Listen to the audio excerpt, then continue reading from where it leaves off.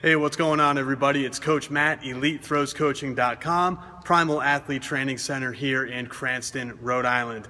Coming to you today to talk about our first week of preseason track and field training. Yes, we are in the preseason. We are getting ready for indoor season, which for most parts of the United States, indoor season in the cold weather states starts right around the first week of December. So what we're doing right now is we're starting our next 13-week block of training, which is going to take us to the very beginning of December. Now, I know what a lot of you out there are thinking. Well, I don't do indoor, I only do outdoor. I'm playing another sport right now. What do you have for me? I still want to train this many days a week. What do you have for me? I'm doing other things like football in the weight room. What do you have for me? I only do my competitive season during the summer because I do USATF and youth stuff. What do you have for me? The answer is I don't. I don't have for you. What we do here is we go through the high school and college seasons for the US. So your college competitive season starts in January for the most part. Your high school competitive season for indoor starts in the beginning of December for the most part. It's not going to be perfect for everyone. I cannot do that. I cannot take into account the fact that you are playing soccer right now. I cannot take into account that you're playing football right now, or that you don't have an indoor season at your school, or that your outdoor season starts earlier than we do here in the Northeast. I have to try to get this to be appropriate for everyone, not perfect for one person. So that's your job. The coaches that are part of this, that's your job. You have to be a coach. You have to try to make sure that you set this up according to your season. So if your indoor season doesn't start until a little bit after Christmas, then maybe you start this a few weeks later than we're starting right now. You just sort of put these on the back burner for a few weeks and you do this training to prepare you for the start of your season. Okay, so you have to try to time this correctly. You have to try to do this. That's your job as a coach, to make sure that this gets done appropriately for your athletes and for the timeline that you're working with. Okay?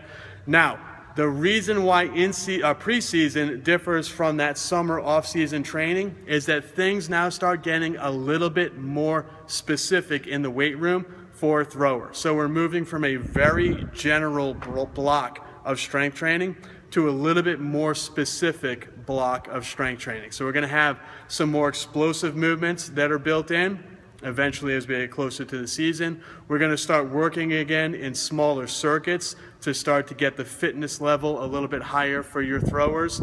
We're really going to start to get a little bit more specific for what a thrower needs to be as explosive as possible, be as in shape as possible, be as strong as possible for their season. Once the season begins in the beginning of December, then we get even more specific, and then once the spring season starts right around the middle of March, then we get even more specific than that, and we really get to the point, the top of that pyramid, where we try to reach that peak for when it counts, okay? So today's workout, or this week's workout, the thing that you're going to receive this Sunday, that is going to be sort of bridging the gap from that very general training we did during the summer to the more specific training that we're going to lead into getting more and more specific every week as we get to peaking for the end of May, beginning of June. So believe it or not, we're already starting that right now. We're already beginning to plan for that big peak right at the end of May, beginning of June, so that you guys during your spring season are where you need to be.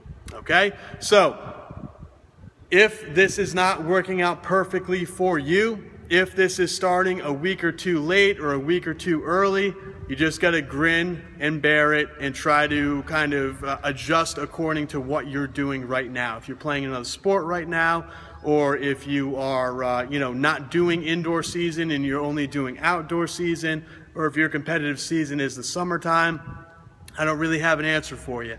Plan it out. Print these things out, put them in a folder, get them 3-hole punched, put them in a folder, and arrange your schedule according to what we're doing right here. So this is the beginning of preseason. This is essentially 6 months before spring training, before spring season begins, 3 months before winter season begins, and 9 months before you want to peak as perfectly as you possibly can. All right, so as you see in the PDF that's attached with this email, you are going to have circuits. Once again, they are lined up for you.